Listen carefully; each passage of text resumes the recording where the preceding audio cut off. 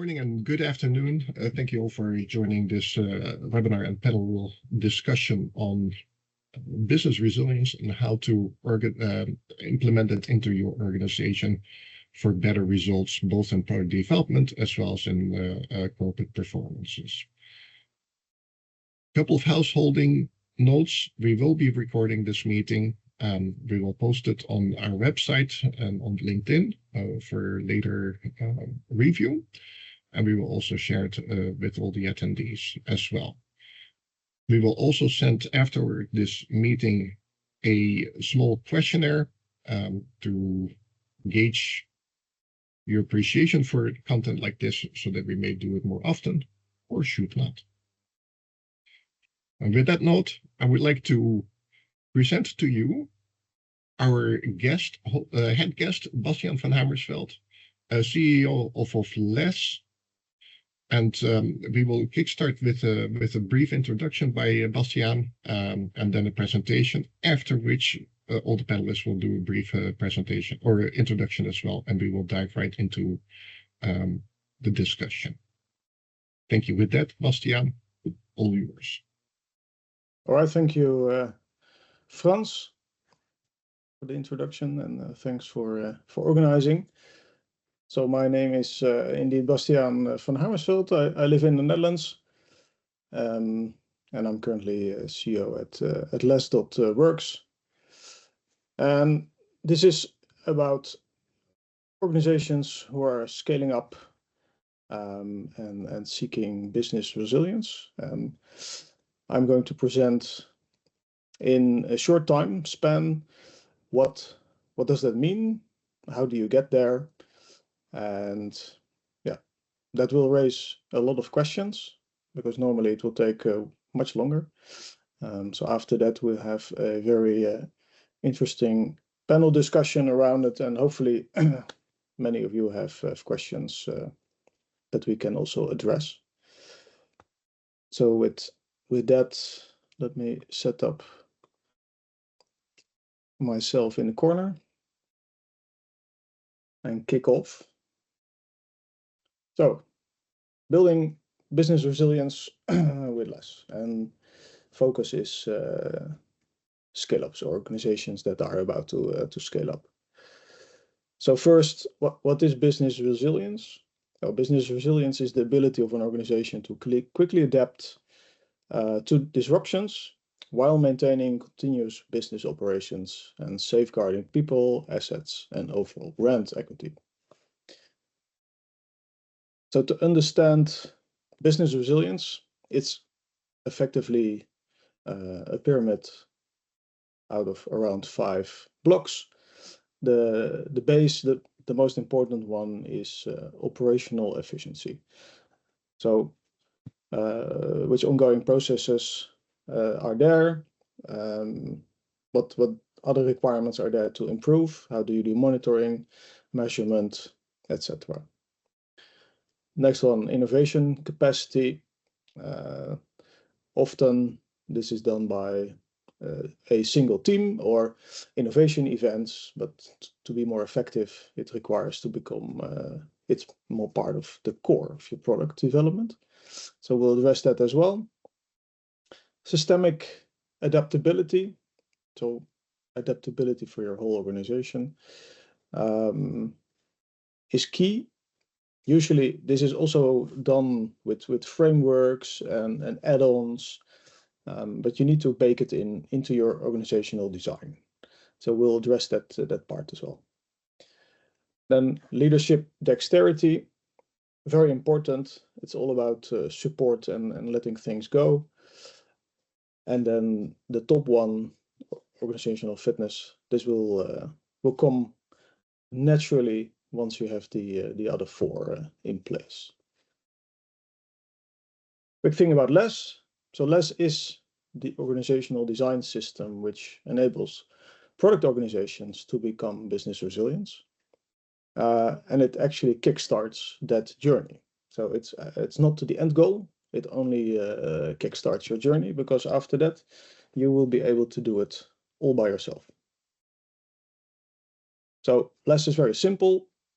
in the core, it's about organizational design and technical excellence. It's free and open for any organization to use. And it's proven already since 2014, from scale-ups to enterprises. And these are a few examples of organizations globally that are engaged with it or have been engaged with it. So there are a few challenging assumptions. So the first one, does business resilience actually align with the concerns of founders and investors? How can we effectively define and measure business resilience? In what way is less suitable? Is it the right system for building business resilience in your organization? And how does it compare to alternatives that exist already in the market? So let's dive into that. So strategic alignment basically means having everyone pulling in the same direction. So it's very simple. Customer-centric innovation, that is one of the key elements. I think a lot of that will become clear afterwards. And the key one is the more you are able to pivot, and the better you are able to scale, and the better you're able to adapt to whatever market shifts happen. So that helps you in growth opportunities and scaling your business faster and more efficiently. All right. So what does it mean? Adaptability at scale. You're kind of a startup or a little bit further than that. So what happens? Usually your organization starts to become more complex. Most founders have the tendency to bake in a lot of layers. They want a lot of control. But essentially you need to do what you were already doing when you started up. So simplify the structure of your organization, descale, cut the red tape. And that's also what I get often is, why is scaling so painful? It's usually because of organizational design flaws. So we'll cover that. Then flexible teams and technical excellence, that really goes hand in hand. If your teams do not stay flexible enough in every aspect imaginable, your organization won't be adaptive either. So that means probably some things that have already grown into your organization need to be unlearned, and the aspects that you were doing from a startup point of view, you should continue to do, but then in a scaled environment. So, and that's the essence. Scaled discipline. It's basically moving into a scaled environment without sacrificing any adaptability or quality. Now, let's dive deeper in how to do that. So we'll start with the bottom pillar, operational efficiency. So operational resilience through learning. So in your organization, you should foster a culture of continuous improvement. Usually that alone leads already to a reduction in errors and efficiency that increases. Eliminating waste and optimizing workflows. So by identifying and removing bottlenecks, if that is becoming the heart of your organization, then you are already on a good path. So you always should avoid shipping non-value to the customer. And that is a continuous process you need to do. So continuous improvement, and next to that, building strong automation should become second nature of your product organization. The other one, to become operational efficient, is to have adaptive people allocation, or as it used to be said, adaptive resource allocation. So there are a lot of ways of doing that. For product organizations, the key word is multi-skillable teams. That means that teams have the ability to work all over the place in your product, which makes them more generic and allows them to look at a broader perspective of the product goals and what the customer would like to have. When you have multi-skillable teams, which basically means that a team consists of a lot of different cross-functional aspects, you can actually handle most of your product development with the teams. So that means there's less roles. There's also less coordination required between the teams, and team dependencies hardly exist at some point. So increased productivity, that will happen because there is less, or at least reduced, context switching.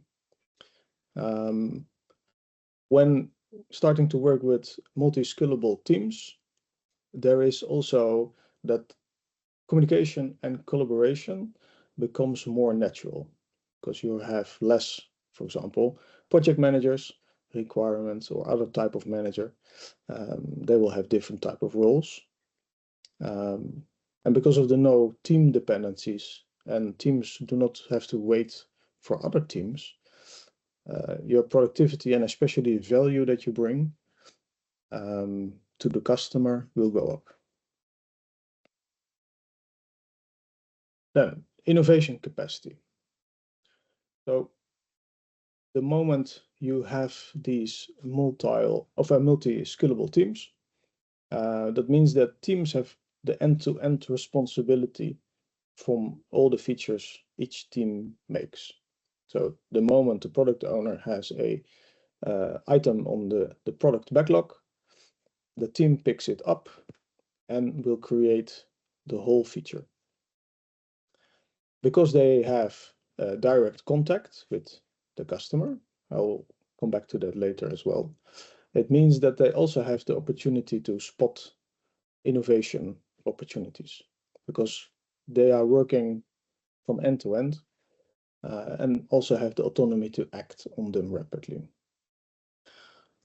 So that means that teams can validate innovations very quickly because they have end user contact. And that means they can also iterate back very quickly based on the feedback they get. So that makes innovation not a separate event, but a core part of the product development process. In order to have innovation capacity, you also need to have simplified processes. So by not having, for example, a manager sign off for a release, but flip it around and make sure there is enough test automation in place for teams to always push the latest changes actually to production. So that creates space for teams to be more innovative rather than be bogged down by bureaucratic processes. That doesn't mean that there are no rules or anything that is, let's say, regulation-wise. Those can still be in place.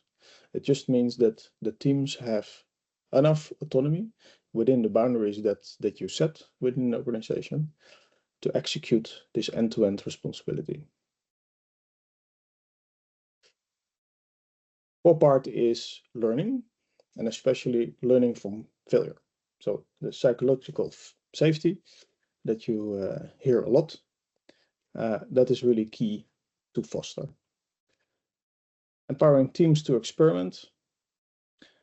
The moment you allow people to fail and also recoup quickly from that, that is what innovation thrives, and where teams actually feel empowered to explore and fail fast.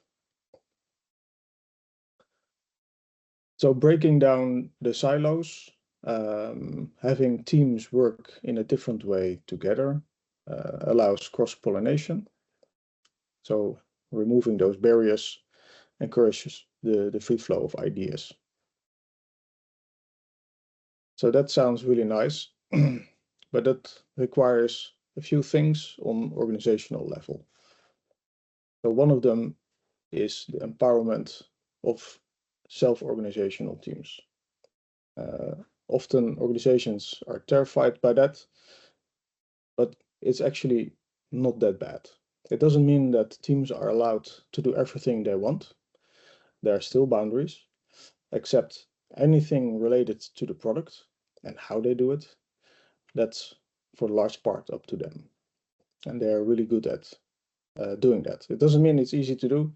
Often this process takes many months, but once you're there, it's very valuable. And especially when you come from a startup perspective and you immediately start to work that way and continue to do so when you scale up, there's nothing to unlearn. Another really important aspect, what happens is startups have usually one product. And with that one product, they start to scale up. And after that, you see that they have many more products that start to emerge. One of the things that we tend to try to do is to actually broaden the product scope again back to preferably one or maximum two products. That sounds very tricky to do, but you automatically see the larger your organization starts to grow, the more products you start to come up with. But in essence, often you do not have that many products. It's usually a variant or just a subpart of the big product. Why is this so important to look at? Because if you have, for example, one product, it simplifies the structure of your whole organization. It enables clear visibility because you can probably have one single backlog, which helps you with prioritization as well. The more products you have, the more prioritization clashes you probably also have. If you work only on one product, no matter how large that is, eventually all teams will always deliver the maximum value because they will always work on what is most important. So that also brings to the thing, you need to have one product backlog and probably also one product owner. The whole concept of product owner has been for the last 10 years going in the wrong direction with having many product owners. But if you have only one, that means that that person can actually focus more on the market where you want to have that person. Another positive thing about having a single product backlog is that when something happens and you need to respond to it as an organization or as a product, you can rapidly pivot because you have only one backlog with one prioritization. So all teams again are focused on the same product backlog, which means customer value is maximized and responding to change becomes actually really cheap. Here we have direct customer contact for all teams. If you go with that style of operation, it means that the whole organization suddenly becomes sensor rich. Every team will grow in understanding the product very well. Every team can detect and respond also faster to changing customer needs, instead of relying on filtered information through the hierarchical traditional way of working. So having this multi-team product backlog refinement, which means all the teams are looking at the same time how to refine the backlog items, this makes it actually easier for you to facilitate also customer contact. Because you do not want to have, let's say you have 25 teams, that each individual team has contact with one or more customers. That doesn't really work. So you need to structure that. And having a multi-team product backlog refinement session every sprint, that's how you, for example, can kick that off. Another thing that you want to do on systemic level within your product organization is to focus on continuous learning and improvement.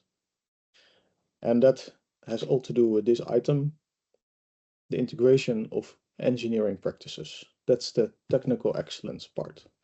That's a whole topic on itself, but they go hand in hand.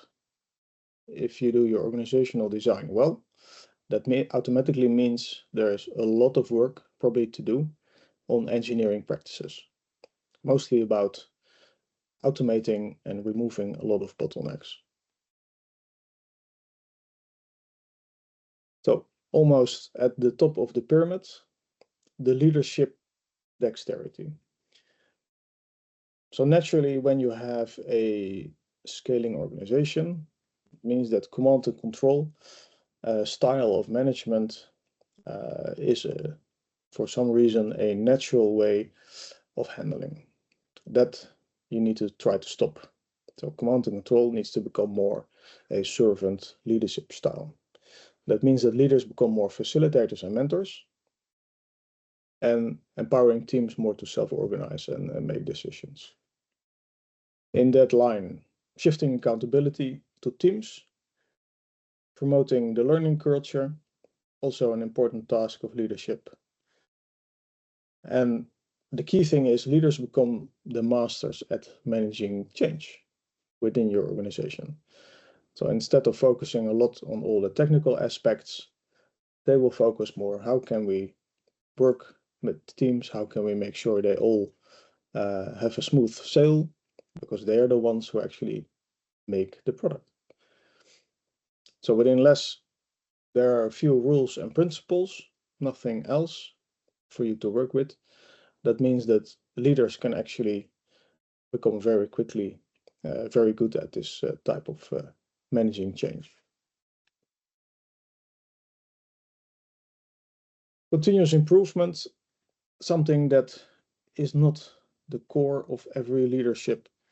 This is really important because that is one of the core elements for actually people to feel engaged, to also to do continuous improvement. And space for innovation is something that comes natural when you have the bottom three elements in place. A few good examples where this is going really well. Tesla is one. Bayer, also a really nice one. I think a few months ago, January, the CEO had an article where he said he was fed up with his own bureaucracy and started actually to shift the whole management style of working into this typical style.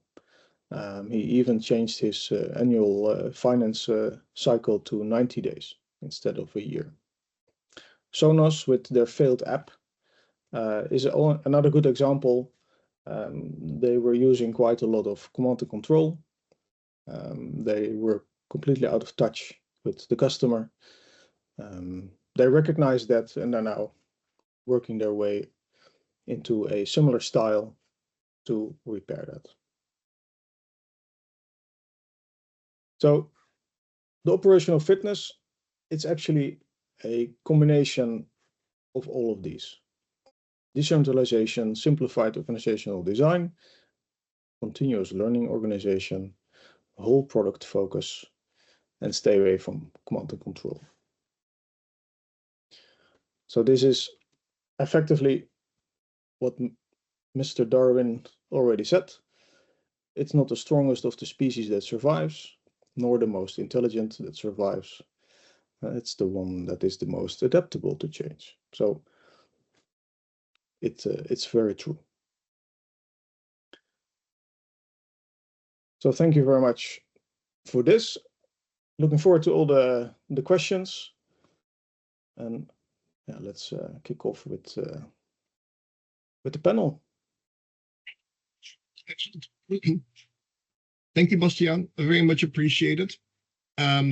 I have already received some questions from the audience, some technical as well as some application focused questions, and I thought maybe it is of interest to delve into that, and then move to the panel discussion.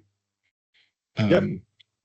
So the one question is the first question, of course, is what is the best use case for a less adaptation? It starts actually whether you have a product or a service. So, for example, a bank typically has a lot of products. Some of them are services, but in the end, there's a lot of software that needs to be created for that. Often banks do that themselves. Some banks are not really smart and they outsource most of their banking system, which works probably, but it disables your ability to pivot quite fast. So the more you're able to do yourself, the faster you're able to pivot. And you can pick any company that is really fast in pivoting towards any type of change. And you will see they will make most of the product themselves. So I would say the best use case is how quickly would you like to pivot to any change? Because the more you're able to do that, the better you're resistant against anything that will come at you from a company perspective, product perspective, people perspective. It doesn't really matter. Excellent. Thank you, therefore. And the other two questions, and then I'll engage the rest of the panel. Yeah, the other question, sorry. Oh, looking forward to that. Yeah, indeed, exactly. As am I. But this might help with the foundational aspects of it. So the two questions, I'll put them here. The first one is, how does it compare to other? How does less compare to other methodologies? And what is, if a company wants to utilize the less methodology for making their organization agile and flexible and business resilient, how do they go about it? So you can see less, for example, in the space of agile, but it doesn't really have to be. So if we go that way, then a good comparison might be SAFe, scaled agile framework for enterprises. It's super popular, but the big difference between SAFe and less is where with SAFe they made it in such a way that it will fit on most types of organizations. They will add a lot of roles extra and give you the sense that you have a lot of control and adaptability. But often it's the complete opposite, where less tries to simplify your organization, where you, especially from founder or CEO perspective, drive everything from vision, and the teams will drive the product creation. So the big difference is, instead of making things more complex, adding more roles, and change essentially not that much. Less is radically different. It's for existing organizations who are, let's say, 100 plus employee already. It is more difficult to do because they need to unlearn a lot. And with things like SAFe, which also look at the whole organization, you hardly need to unlearn. You just have a lot of extra overhead and coordination control extra. So if you look at, for example, how people who actually make the product look at that, the majority of the people, the employees, would like to have more freedom in how they think and act. And that means that the headspace they have is limited because they are bound by so many rules. And there are a lot of deadlines, etc. If you have a lot of headspace because you're able to do most of the things in a natural way, then the motivation to actually meet the deadline is much higher. So that's a example between, or at least the difference between less and safe. If you look at how to kick it off, it's actually very easy. You go to the website less.works. There are some books, a lot of videos. Anybody can start with it like that. It's completely free. There are no strings attached. And any organization that needs help, there is a huge community all over the world that can help you out. And a lot of coaches and trainers know less already, so they can also help you with it. Excellent. Fantastic. Very much appreciated. And with that, I would like to take the opportunity to bring in the panelists. Daniel, if we can start with you as the first person to introduce, and then Taryn, and then Denise, would be great. I'll do last. Okay, thanks, Frans. My name is Daniel Grassman. I'm based in New York City, and I focus on financial and strategic advisory. Specifically, I work with startups and scale-ups in general advisory as an equity advisor, but also I am part of a boutique advisory platform which raises capital for startups. And my background is I have a technical background in engineering and MBA, and have been working principally in investments and in strategy. On the investment side, I was part of a couple of public equity investment platforms, and then in operations and strategy, I was active across a number of different industries, but mostly in the software space, which is also in software and technology is what I'm mostly focused on. Thank you. Yes, I get to go next, Frans. Yes. Thank you. This is Tarun Chopra. The way I like to describe myself is I have the rare distinction of having lived on 4 continents, worked in 6. The only place I haven't been to is Antarctica, which is on my bucket list. I actually want to give my background in terms of the slide that Bastian shared at the very beginning, which was the pyramid, right? You had the organizational fitness, leadership, systems, innovation, and operations. I have worked with in consulting with Ernst & Young and BCG. I actually have an innovation mentor certification at Whirlpool, and where I was working on a lot of their innovation products coming out. So I totally understand where you're coming from. Yeah, thanks for putting up the slide. As well as I worked for Fannie Mae, where I can talk about system adaptability, or I do have one case study that I would want to share later in the panel session.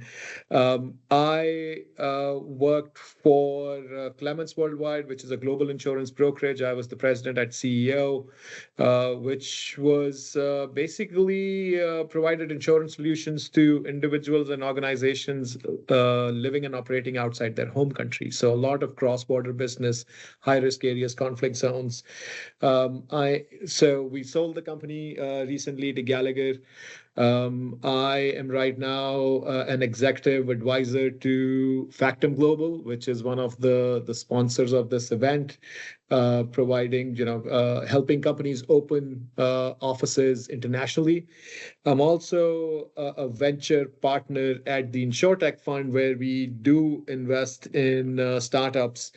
And my role is helping them from a go-to-market scale ups and so on and so forth. So I have the operational background from running the companies. I've got the leadership piece covered as well, and I was responsible for that organizational fitness as you put there. I have done SAP implementation, so I understand the system adaptability and a couple other implementations as well. I do have a blockchain certification. So that's me. Thank you. So, hi, Denise. Yes, can everybody hear me actually? Yes. Awesome. So thanks, Franz, for inviting me, and Bastian, thank you so much for the presentation, of course. And nice meeting you, Daniel and Tarun. I think we have quite a lot of things in common because Tarun, I also lived in 4 continents. So that's I love traveling.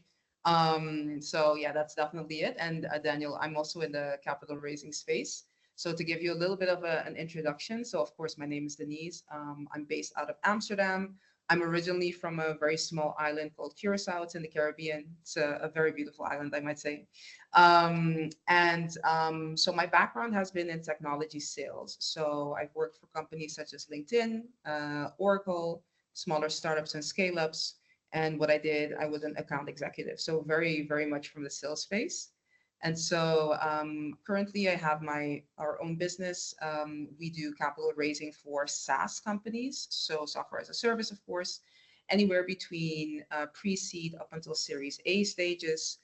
Region-wise is usually NAMER and Europe, Middle East, and Africa.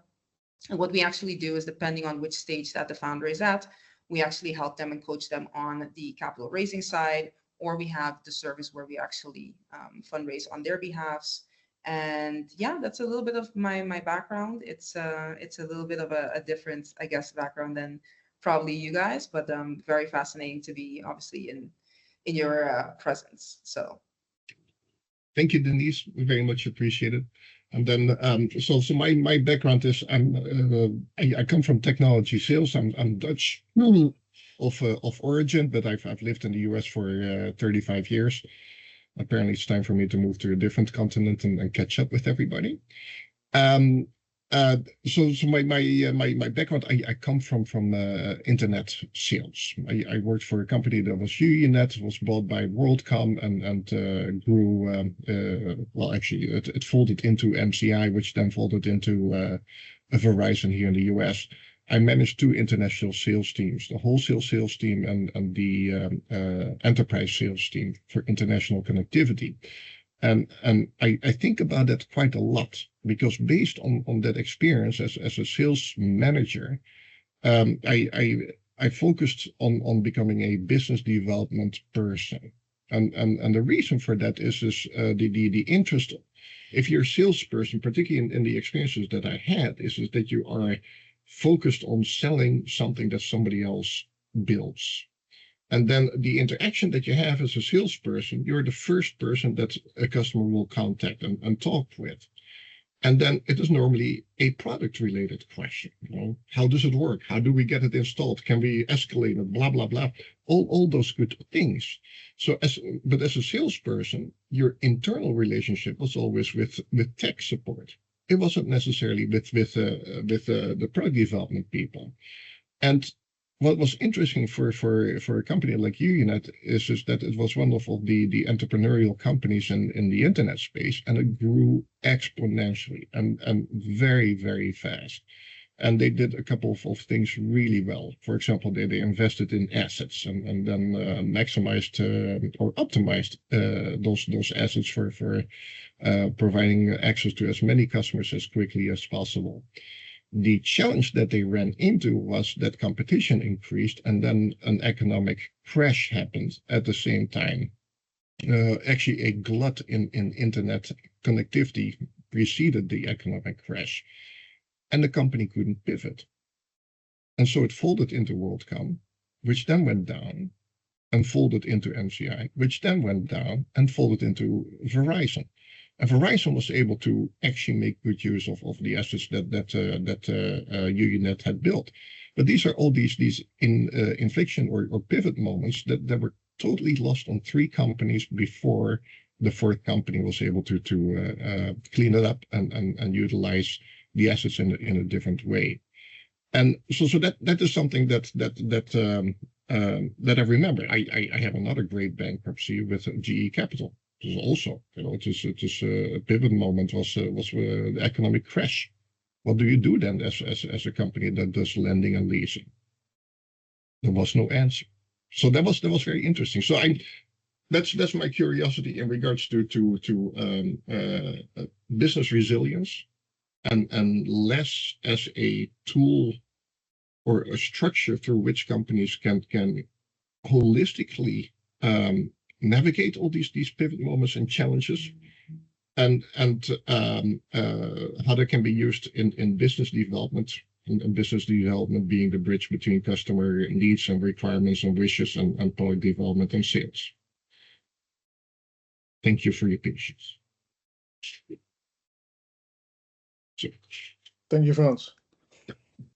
So I will start off with a question for Daniel, because you work with earlier stage organizations, and there's of course in those organizations, especially in that stage, there's high control of for the need for transparency. The investors want to know what is going on and want to be able to have a line of sight to the performance of the organization as well as the sales of the products. In that regard, the question is really twofold. And the first one is just for Daniel. How do and Denise, that's also actually for you. How do you help your clients through those types of things? And your clients are twofold: the companies that you help fundraising for, as well as the investors. And then, Bastiaan, what do you think is the value of less in those types of organizational engagements? Okay, so thanks for that question. So I'll kick things off then and turn it over to Denise from her perspective. So the way I look at resilience and agility are, it's basically different nomenclature for some of the same concepts that Bastiaan just discussed in his presentation. So resilience is a manifestation of ability to deal with risk. And if you're an investor, you think about risk and return. And so resilience is more about addressing the risk factor, and agility is more about the return. So specifically, if you want to mitigate risk as an investor in startups or any company for that matter, you want to make sure that the balance sheet is solid, that you don't have undue concentration with very few customers, that the churn rate is not too high, all of the basics. So those are all metrics that are essentially operational metrics, but they're among that subset of operational metrics that financial investors care most about. And as far as agility, that one, it's more of an indirect measure. It's hard to come up with any single financial metric that investors would be looking at in terms of measuring agility. So what they would be looking at is clearly, the landscape changes very quickly, especially when you're dealing with emerging technology and startups in general, when there's always new trends, new customer requests, and also a new competitive landscape. So the agility there would manifest itself in terms of, making sure, again, I'll point to that retention factor, making sure that customers stay with you through all of these developments, and at the same time that you continue to grow your business. So it's in churn and in revenue growth through all of the different mini cycles, if you will, that can be impressed on the business. So I'll leave it there for a first pass. Thank you. That's excellent. That's very much appreciated. So basically, you would say that there is no there's no real way of measuring agility, but which makes sense. It is hard to calculate a product coming to market faster and better versus how do you compare to what. But how do you then make sure that the companies that you invest in, that they capture the voice of customer, and that they, while they scale up and develop new products and services, that they capture that and act on it?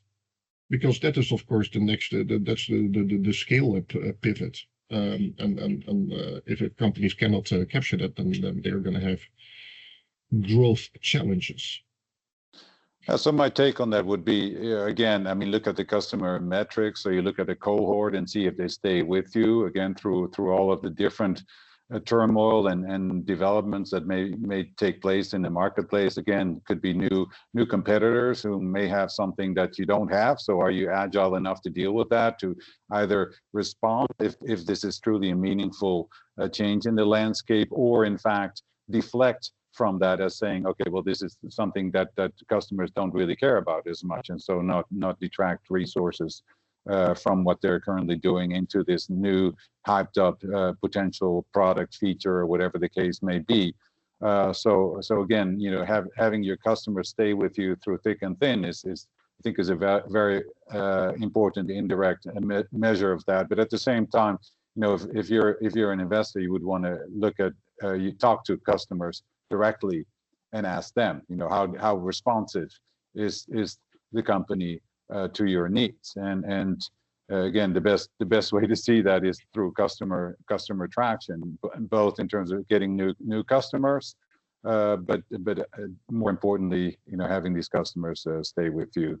So again, a lot of it is indirect. As a financial investor, you're just one level removed from where Bastiaan is at in terms of being closer to the operations. But on the other hand, we care about the same things. It's just more indirectly, and looking more for those indirect financial metrics as opposed to seeing that as close up as you would if you're more of on the operational side. Maybe I can add, thanks so much, Daniel. I definitely agree. Maybe from a different perspective, a more softer perspective, especially because we're usually in kind of like the pre-seed stages, and in that stage, you don't have any metrics or traction or something that you can actually tangibly, let's say, see. And then what we're seeing is that investors really look at the team structure, right? The vision. They usually focus on mission, vision, team structures. And so from an untangible or intangible perspective, that is where investors look at, like, how can you as a team actually, move the ship forward? Can you actually do the work? What credibility or credentials did you have in the past that we can actually see that you can move this ship forward as well? And so I definitely want to also pinpoint, yes, from the kind of like more traction perspective, yes, you can actually see what, agility could be, but also at a level where there's no traction, how can we actually look at agility from that side, if that makes any sense? Excellent. Yeah, this was fantastic. Sorry, go ahead. Yeah. If you don't mind, I'm happy to add something to this and build on what both Daniel and Denise said.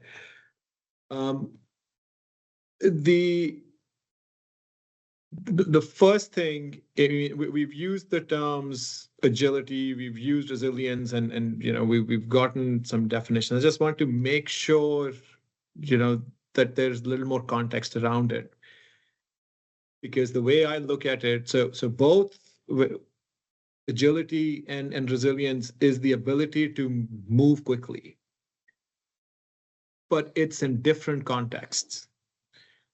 Normally, agility is the ability to move quickly in response to changing market conditions or to leverage a new opportunity. Okay, that's how I view that. Whereas resilience is the ability to move quickly in response to an event or a situation that is impacting the organization. So I'm with Daniel in that the resilience is about risk management. I think to be resilient, you need to be agile, but it may not be true the other way around, right? So when we look at agility measures versus resilience measures, agility, the way we would measure it is, one example is speed to market. So if you've got a product or a service or technology, how quickly can you implement it? Or if market conditions are changing, how quickly can you change it? Right? That's speed to market. Whereas resilience, the way to measure it, you have to look at, okay, what is my disaster recovery plan?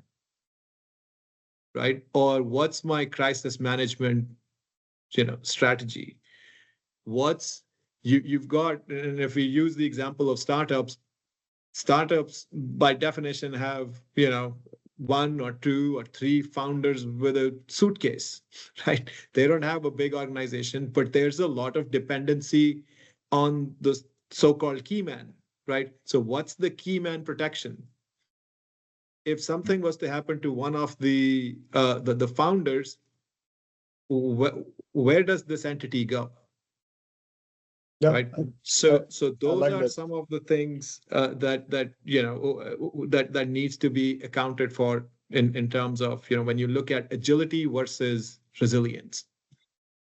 Yeah, it's a very good topic. I think what both Daniel and Denise said, and then your statement, Tarun.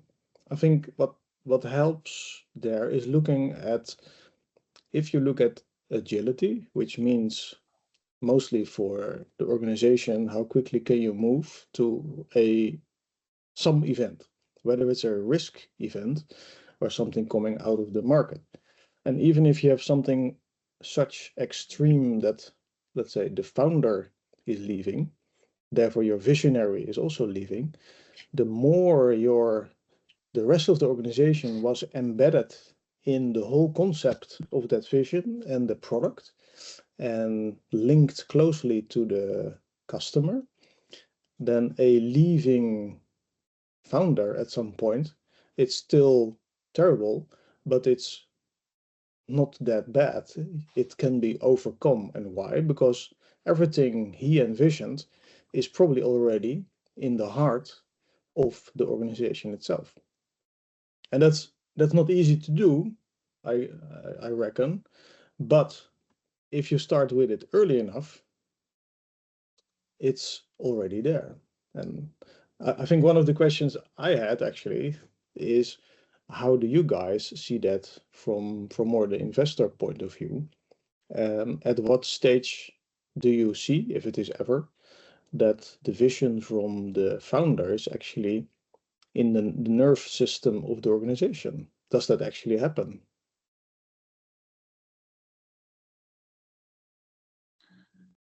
I mean, I think it depends on how broadly you interpret vision, because part of the agility is making many pivots. The most successful entrepreneurs will make countless pivots before they settle on something that actually has that product market fit and real traction.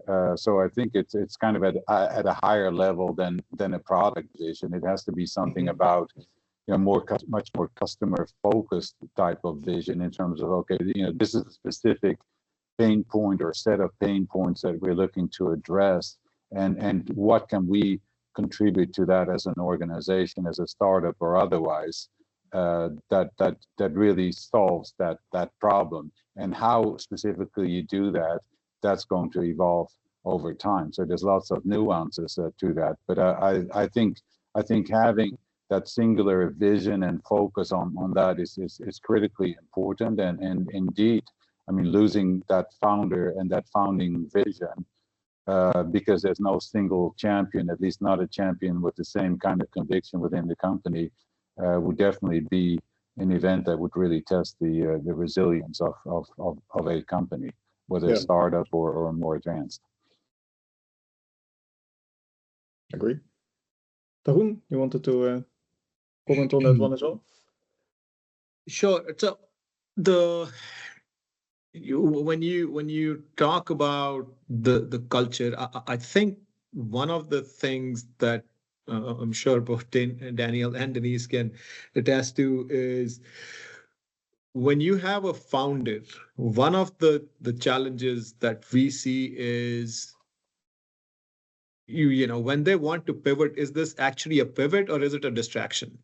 Because they do get distracted by, here's the next shiny object, let me do this or let me do that. And that is probably a big risk, the way we look at it. So when you when you look at defining the culture of the company, right? Is the founder focused and passionate about that one thing and just honing in and making that happen? Or are they, the other way to look at it is, or they're looking at being more agile and not being focused. So that it really depends on how you define the culture at that point in time. Yep. That's interesting. To build on that, how would you present the value of an system or a systems orchestration methodology like LESS to the executive team as something that can help them grow, experiment safely, and have agility and the customer center to what they do?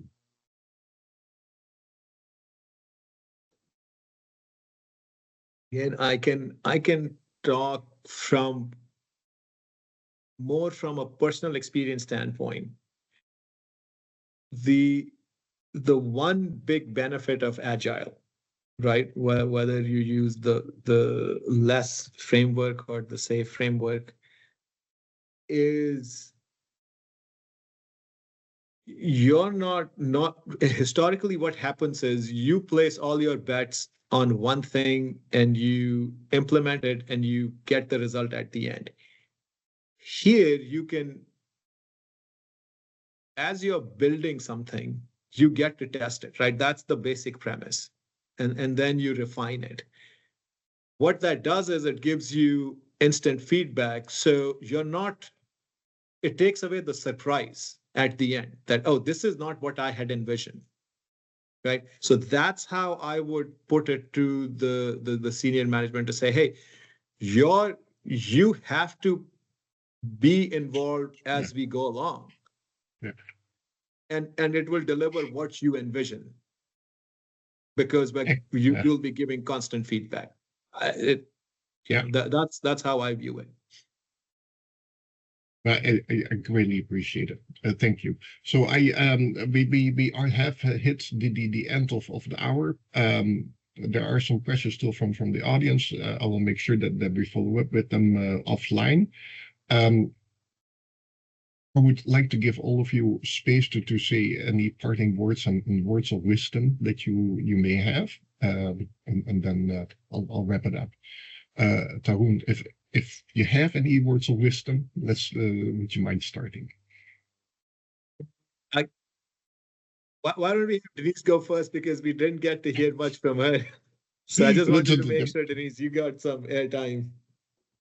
Yeah, thank you so much. So words of wisdom, I would say, agility or resilience is something that's not only important in business, but just in life. So I don't want to be philosophical about it, but, in whatever you do, whether you're a founder in a tech startup, whether you're an employee, risk and agility is super important. And so just finding those nuggets of wisdom to understand how can you be agile in whatever situation you're at, whether you're a founder. This is what I teach my founders as well. There's always a solution to something, and we need to be agile in finding those solutions. And so tap into yourself and understand where you can actually pivot when that's needed. So it's a bit philosophical, but hopefully that That's excellent. Appreciate it. Okay.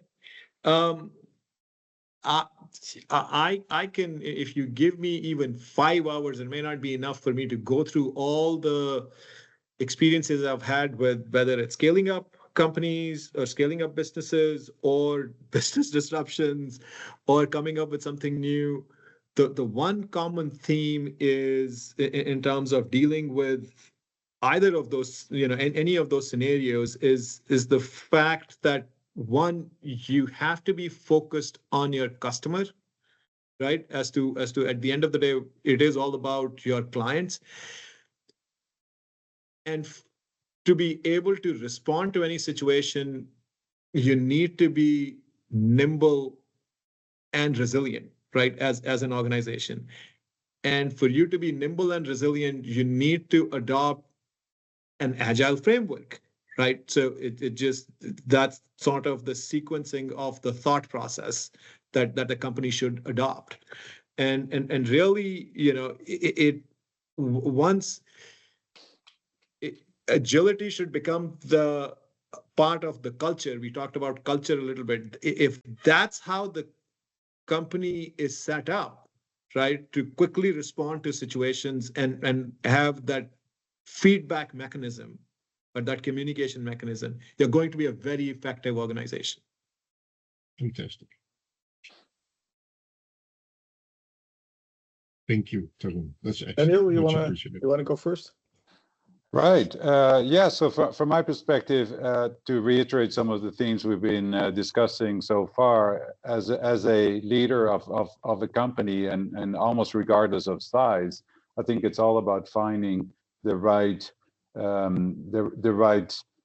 middle between the tactical and the visionary. So in today's context, on the context of today's discussion, I would say the visionary would be really staying with that theme of being customer centric, and yes, reacting to changes in the environment, whether that be a crisis or a new competitive landscape, new trends.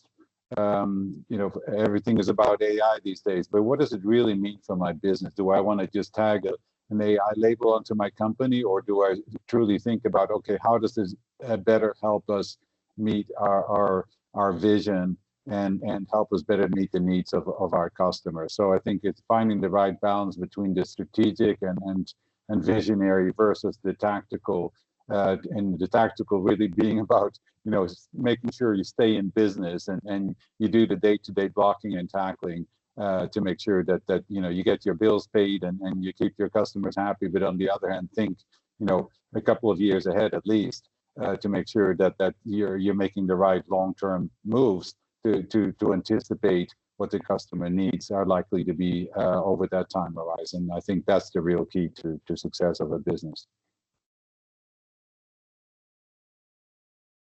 Nice. Well, let me then close up with my favorite, and that is to always keep change very cheap in your organization and experiment the hell out of it. Experiment as much as possible, because that will keep you fresh. Excellent. Excellent. Thank you. I greatly appreciate everybody's time and engagement. This has been enlightening to me. The experimentation, also the nuance between business resilience from an organizational structure and from a technical structure perspective. The engagement, the cruciality of the engagement of a senior leadership team and how to make that happen. This was great takeaways. I very much appreciate everybody's time and indeed engagement. And I hope it was as worthwhile as it was for you as it is for me. Thank you. Thank you. Thank you, Frans. Thank you, everyone.